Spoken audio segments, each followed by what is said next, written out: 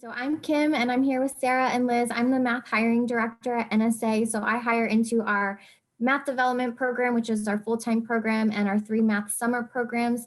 Sarah's going to give us a quick presentation about what it's like to work at NSA and the opportunities. And then Liz and I and Sarah will all be around for questions. So Sarah, have at it. Hi, everyone. As Kim said, I'm Sara. I am a crypt analyst at the National Security Agency. Just a little background on myself. I have a bachelor's degree in math and education from Lycoming College, which is a small school in Williamsport, Pennsylvania. I graduated and started at the agency 8 years ago, so back in February of 2013. So I'm going to go over, this is our fun talk. It's the Secret Lives of Mathematicians. Fun fact, the government is the #1 employer of mathematicians in the country. So here's just a little bit about NSA and career paths at NSA. So first off, where is NSA? It sits right in the middle between Washington, D.C. and Baltimore.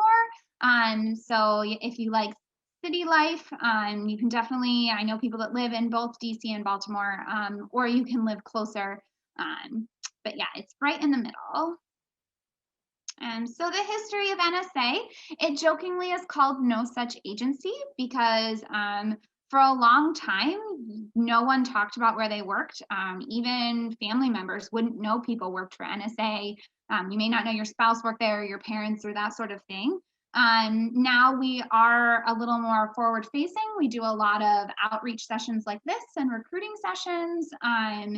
So it just kind of get the word out. There's also big signs on the highway that say NSA exit, employee only exit, that didn't used to be there. But some more background. So before NSA, each branch of the armed forces handled all of their own cryptologic components. So the Army had their own, the Air Force had their own, etc. But during World War I and World War II, there was a much greater need for a concentrated cryptologic effort. So in 1952, President Truman created the NSA, and as a goal to make a centralized location for crypt, especially one with joint military and civilian workforce all in one place to work together on these really hard problems. So things you may have heard, I'm sure all of you have heard something about NSA, either in books, movies, or TV shows. I have a few listed up here. There's many, many more. I enjoy whenever NSA is in a book or a movie because I really wish my office looked like that. I wish I had the fancy desk chairs and the touch screens and all of the different fun gadgets. I sit in a cubicle with a regular desktop computer on a day-to-day basis. So it's actually, I'm home right now. It's kind of neat to be from home. I'm still at work full time. So yeah, so that's just a few examples. But I just said that that's probably not quite what we are. So who are we really? It's a very diverse workforce. We have both civilian and military working side by side. So in an office, you'll sometimes see military sitting near you, or you definitely see them in the hallways. And then just all different career paths.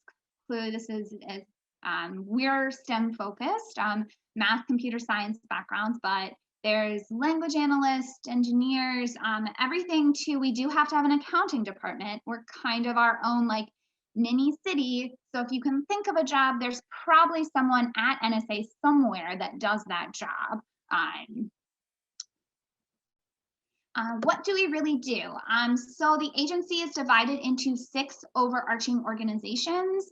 The ones with stars next to them are the ones I'm going to kind of touch on. First, workforce support activities. I want to first speak on that. That one is a lot of the training. When you come in, it's a fully classified job.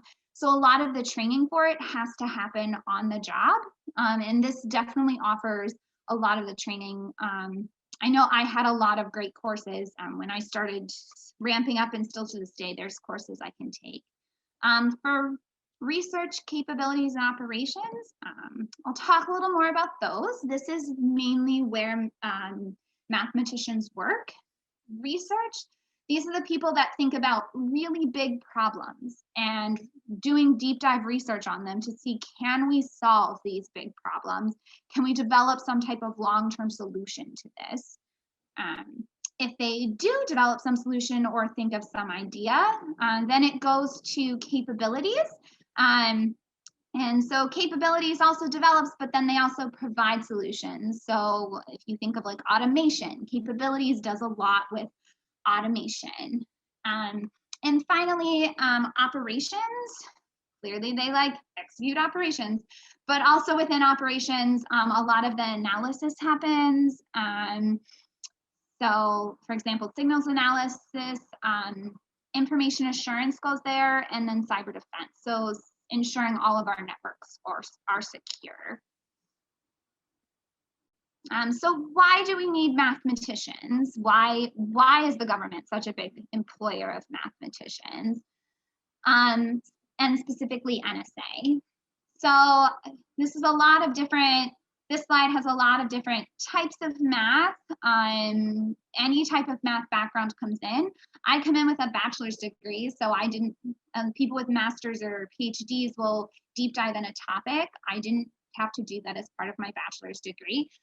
So mine's kind of overarching, but we also have people who have done a deep dive into a lot of different kinds of math. But then if you're coming in with a pure math background, you normally need to combine it with some type of computer science or data science, data processing, technology knowledge. And the goal is to find weakness in adversary systems, strengthen our own national security, and then research, discover, and develop new security techniques. So the goal is to use all of this math knowledge to help protect the nation's security. So what are mathematicians doing on a day-to-day basis? I just want to point out a couple on this slide that I think are really cool. So first off, signals analysis. That's like looking at what's going through the air and looking at the sine and cosine waves and trying to see what all types of signals are going through the air. Biometrics, that's at the bottom. That's fingerprints, face scanning, all of those types of technologies, researching them. Supercomputing, if you're following stuff on the tech world, there's always new advances being made in HPCs, and researching what all is out there with supercomputing. And finally, in the middle, speech processing. I don't know, we have a Google in our house, or Siri or Alexa or whoever you use in yours. I know half the time I say something, it doesn't understand me quite. So there still is a long way to go with identifying speech and processing. So how do you fit in? So first I'm going to talk about career-wise joining as a full-time employee. So most employees start in a approximately 3-year rotational program. There's a whole bunch of different ones we've listed with math, crypt, data science, signals in the name. And these programs allow you to come in.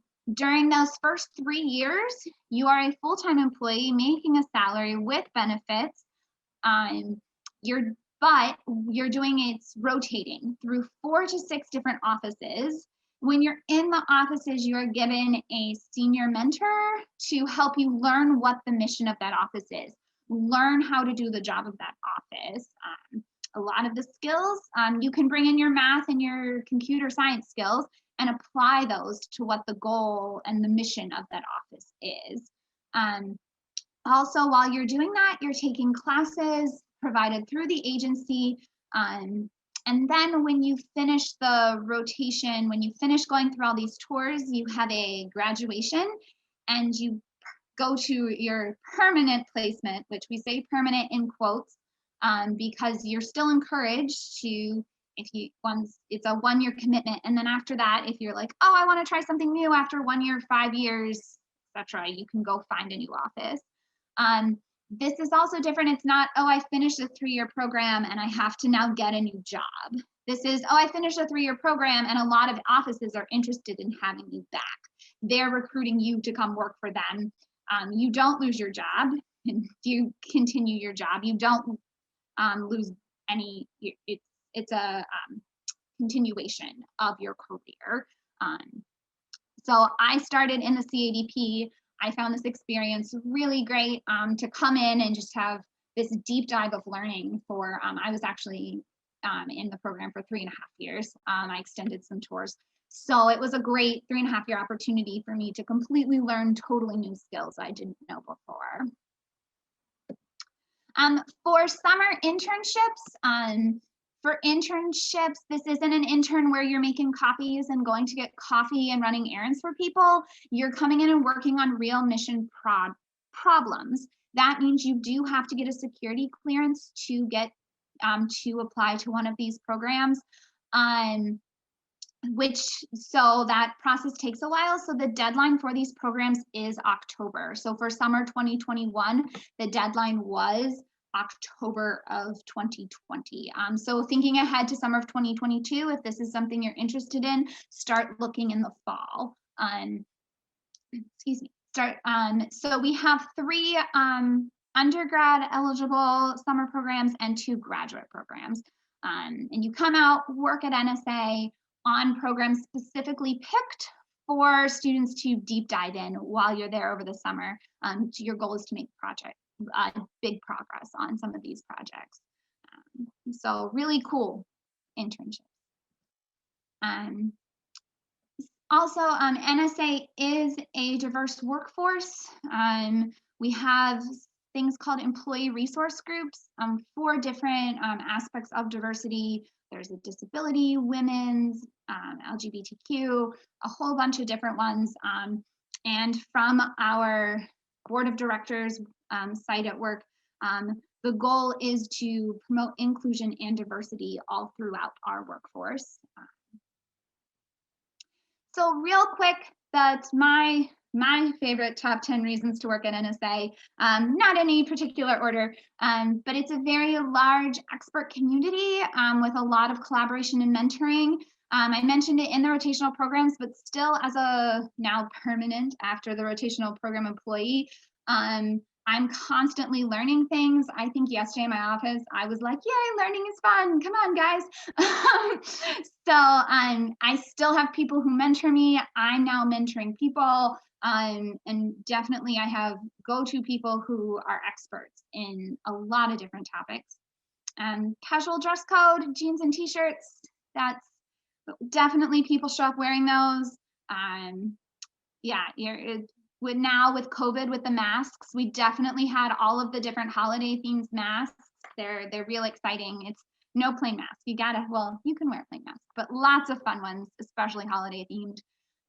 Excellent benefits. We do earn both vacation, annual leave, and sick leave. I know a lot of places just get a set number of days off a year.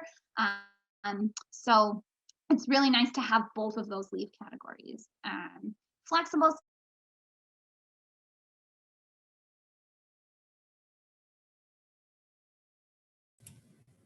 Did we lose Sara? We may have lost Sara.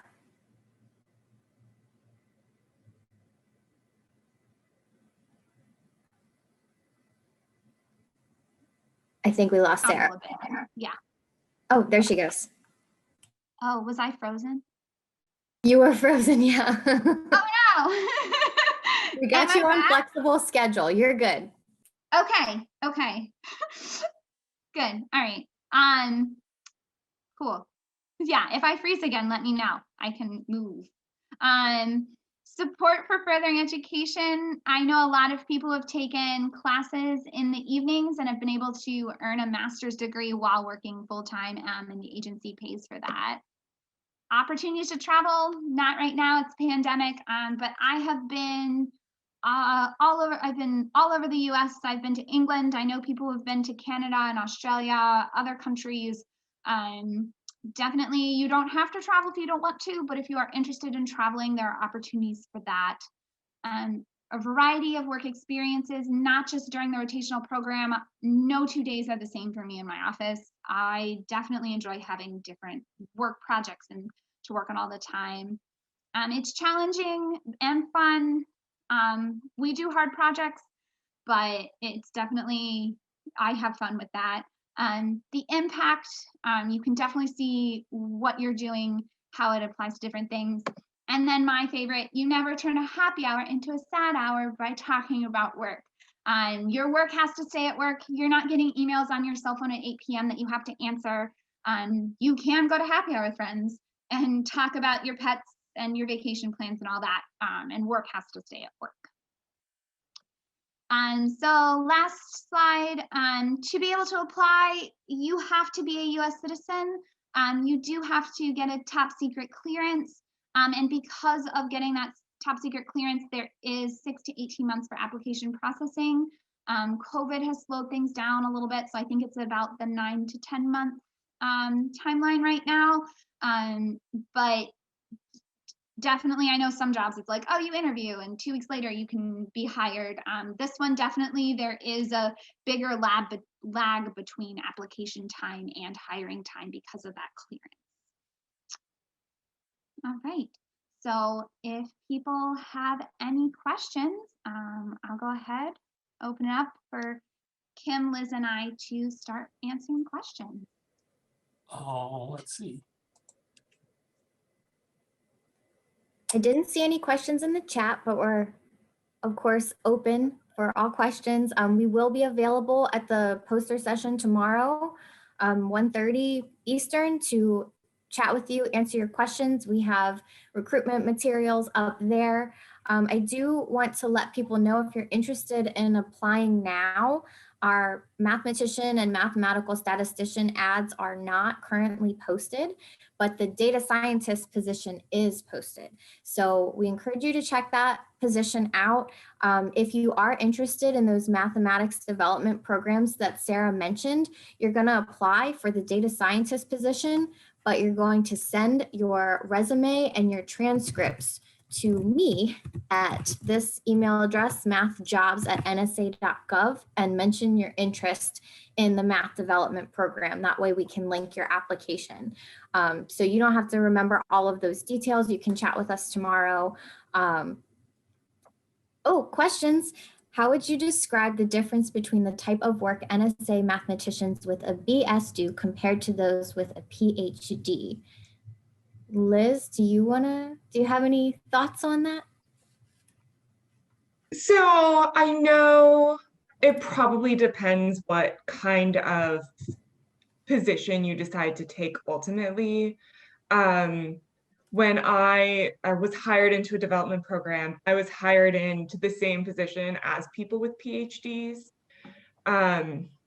So we take the same classes and we can tour in the same offices. If you're interested in, I know a big part of having a PhD is doing a lot of research. So there are it's very common for more people that end up doing the long-term research to have PhDs, because that's the kind of work that more interests them. I'm clearly speaking in generalities. But I think ultimately the kind of work that is available to you as a BS versus a PhD is not necessarily incredibly different in scope or mission or difficulty, if that makes sense. Yeah, I'll echo Liz in that bachelor's, master's, PhD mathematicians are working in the same offices, working on similar problems. It may just be the level of detail, what they're expected to contribute to that project is more where you'll see the difference. And it will also probably influence where those people decide to tour and the projects they decide to work on. I know we only have a minute left, and I saw that Jason has a question, so I want to throw it to Jason before we run out of time. Okay, thanks. There's good ones in here, but I had a question about the diversity thing, because I've never in my life worked at a place where there was any kind of discrimination. And diversity used to actually a long time ago not even be mentioned, and many of the people I've worked under or side by side with, like the most skilled people, were women and LGBTQ. So I'm just curious, what impact, in what way has the new diversity inclusion programs made an impact? Because I've just never seen there be a problem before, but I know it's a big issue. And you want to take that? I'm happy to. Why don't we take it and then make it brief because we want to move Yes. on. I want to say that the programs are not new at the NSA. They have been there for quite some time. I'm about to hit my 10 years and they've been there this entire time. They are more there to promote diversity and inclusion, right? They're making sure that the resources exist. If, underrepresented groups don't feel supported, there is a place for them to go. There's a place for their voice. And we just want to make sure that we're doing our part to have a diverse workforce, to bring people from different backgrounds and different mindsets together, because all of those different experiences those people have will serve to help us solve all of these hard problems, right? So I wouldn't say that there's been like a problem or a recent new uptick in needing these programs, but they are there as resources and support, both for those minority groups and also for those in non-minority groups to support them.